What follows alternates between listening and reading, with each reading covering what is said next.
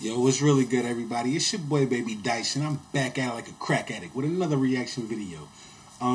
Also, for all those who might be curious about the whole GoFundMe thing, I canceled it, so any video you see before this one is canceled for right now. I'm going to re-upload another one, but there's changes that got to be made. I'll make a whole video about all of that, so don't worry about that for right now.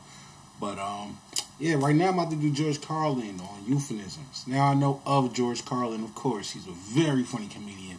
I remember him from, man, a whole bunch of stuff. Like, I remember some of his older stand-ups. And I remember him being on Bill and Ted. He was the telephone feature guy. Yeah, like, I know about George Carlin, but I'm not going to say and lie to you like I know him for real, for real. So, some bits I really don't know. But I'm about to jump into Euphemisms by George Carlin. Anything you want me to react to, whether it be stand-up comedy, music, or, you know, other YouTubers, anything like that, you know, I will check it out. Just leave it in the comment below, and I'll get around to it. All right? So, go ahead and dive on in. It's worse with every generation. For some reason, it just keeps getting worse. I'll give you an example of that. There's a condition in combat. Most people know about it. It's when a fighting person's nervous system has been stressed to its absolute peak and maximum, can't take any more input. The nervous system has either snapped or is about to snap. In the First World War, that condition was called shell shock. Simple, honest, direct language. 2 syllables. Shell shock. Almost sounds like the guns themselves. That was 70 years ago. Then a whole generation went by, and the Second World War came along, and the very same combat condition was called battle fatigue. 4 syllables now. Takes a little longer to say. Doesn't seem to hurt as much. Fatigue is a nicer word than shock. Shell shock. Battle fatigue. Then we had the war in Korea, 1950. Madison Avenue was riding high by that time, and the very same combat condition was called operational exhaustion. Hey, we're up to 8 syllables now. And the humanity has been squeezed completely out of the phrase. It's totally sterile now. Operational exhaustion. Sounds like something that might happen to your car. Word. Then, of course, came the war in Vietnam, which has only been over for about 16 or 17 years. And thanks to the lies and deceit surrounding that war, I guess it's no surprise that the very same condition was called post-traumatic stress disorder. Still 8 syllables, but we've added a hyphen. And the pain is completely buried under jargon. Post-traumatic stress disorder. I'll bet you, if we'd have still been calling it shell shock, some of those Vietnam veterans might have gotten the attention they needed at the time. I'll bet you.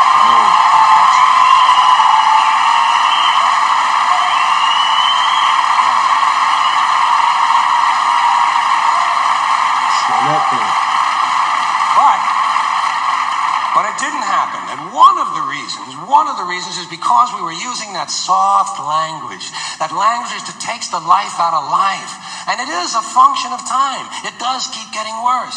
Give you another example. Sometime during my life, toilet paper became bathroom tissue. I wasn't notified of this. Me neither. No one asked me if I agreed with it. It just happened. Toilet paper became bathroom tissue. Sneakers became running shoes. False teeth became dental appliances. Medicine became medication. Information became directory assistance. The dump became the landfill. Whoa. Car crashes became automobile accidents. Partly cloudy became partly sunny. Motels became motor lodges. House trailers became mobile homes. Used cars became previously owned transportation.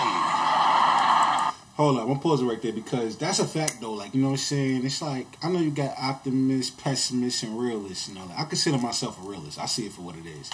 Like, you know what I'm saying? Like, I don't see it half empty or half full. It's, you know, it's just not a full glass. You know, simple as that.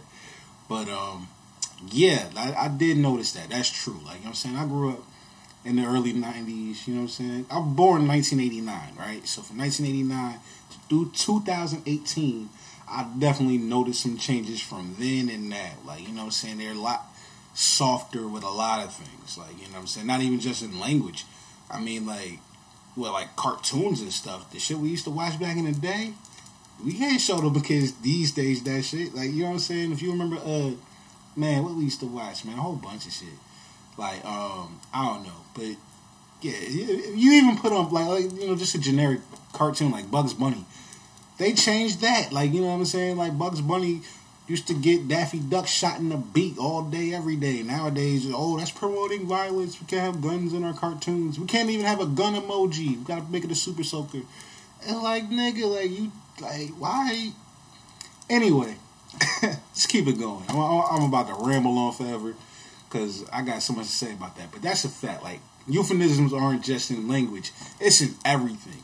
And just culture in general. It's like, yeah, anyway. Room service became guest room dining, and constipation became occasional irregularity. When I was a little kid, if I got sick, they wanted me to go to the hospital and see the doctor. Now they want me to go to a health maintenance organization or a wellness center to consult a healthcare delivery professional. Poor people used to live in slums. Now the economically disadvantaged occupy substandard housing in the inner cities. And they're broke. They're broke. They don't have a negative cash flow position. They're fucking broke. Because a lot of them were fired. You know, fired. Management wanted to curtail redundancies in the human resources area. So many people are no longer viable members of the workforce. Smug, greedy, well-fed white people have invented a language to conceal their sins. It's as simple as that. The CIA doesn't kill anybody anymore. They neutralize people. Or they depopulate the area. The government doesn't lie. It engages in disinformation. The Pentagon actually measures nuclear radiation in something they call sunshine units. Israeli murderers are called commandos. Arab commandos are called terrorists. Contra killers are called freedom fighters. Well, if crime fighters fight crime and firefighters fight fire, what do freedom fighters fight? They never mention that part of it to us, do they? Never mention that part of it.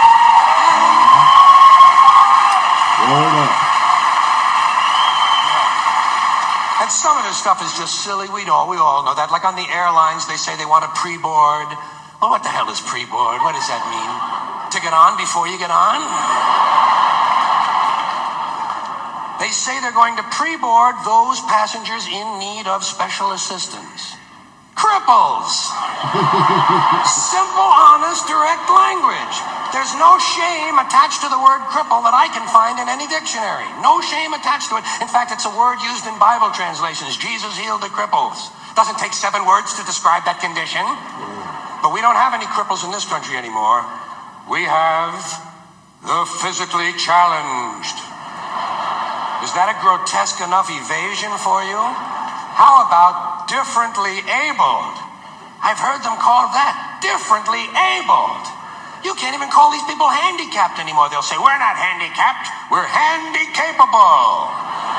These poor people have been bullshitted by the system into believing that if you change the name of the condition, somehow you'll change the condition. Well, hey, cousin, doesn't happen. Doesn't happen. Yo, that's a fact, though. They do that with a lot of things. Like, yo, no disrespect to any, you know, you homosexuals out there. I ain't throwing no shots at y'all. It is what it is. To each his own, you know? But I'm just saying, when I was growing up, you know what I'm saying, a gay person was gay. You know what I'm saying? You just said that.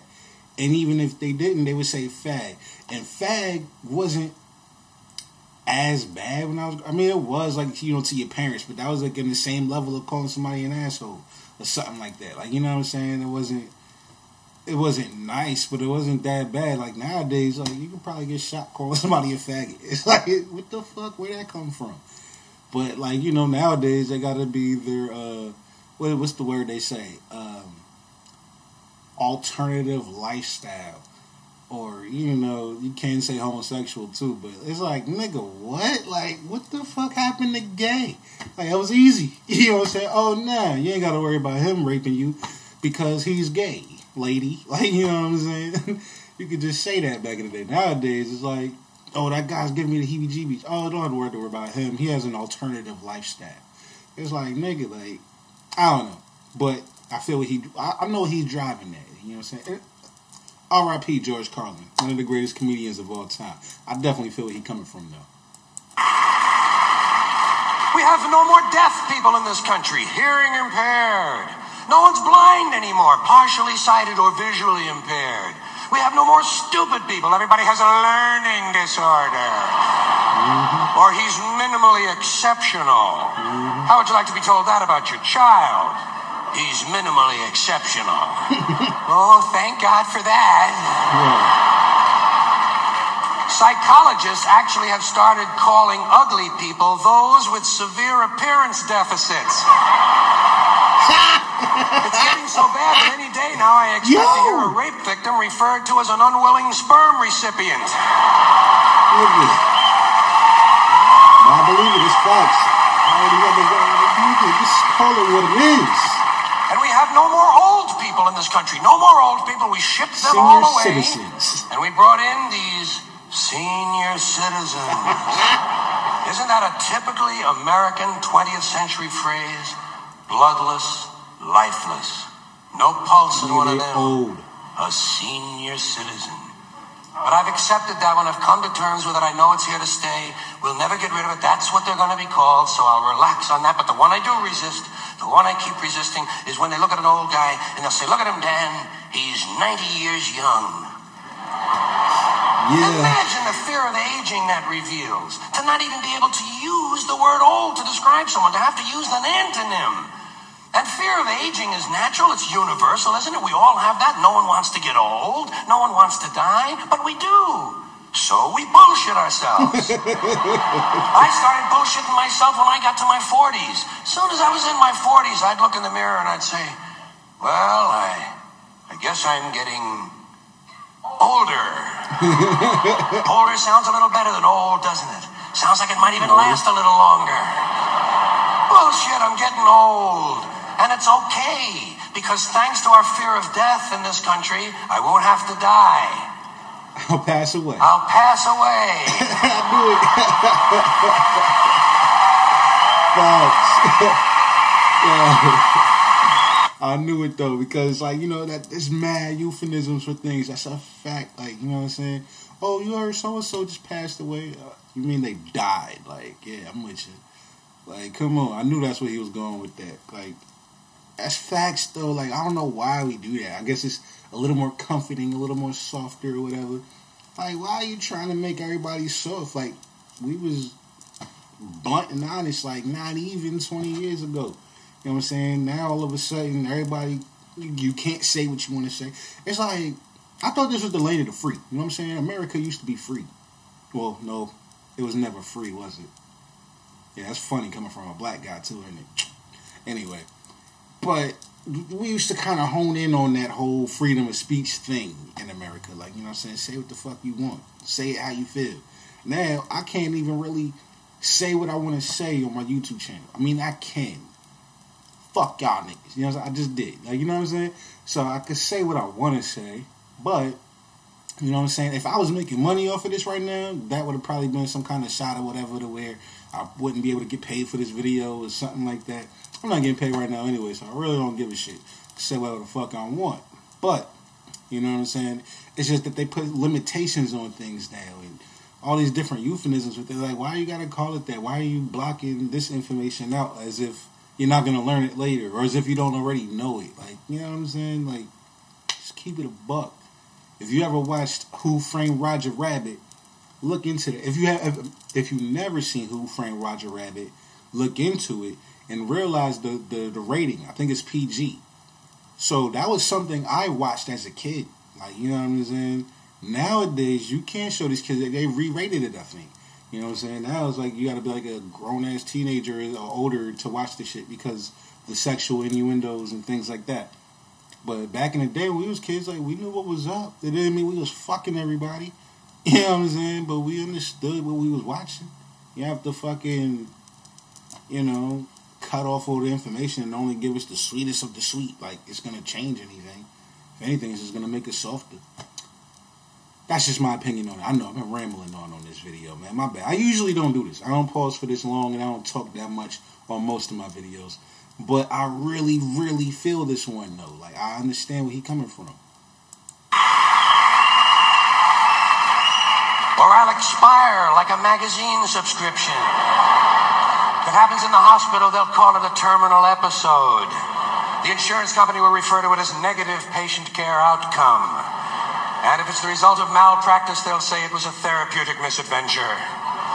I'm telling you, some of this language makes me want to vomit. Well, maybe not vomit.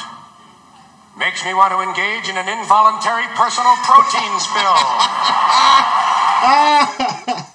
Yo, George Carlin, yo, that's a very funny guy. But he always spoke the truth, you know what I'm saying, in my opinion. You know, he's a very funny guy. I can't say nothing less. Like, you know what I'm saying? Like, he definitely was hilarious. One of my favorite comedians of all time. You know, that's all I could say about him, really.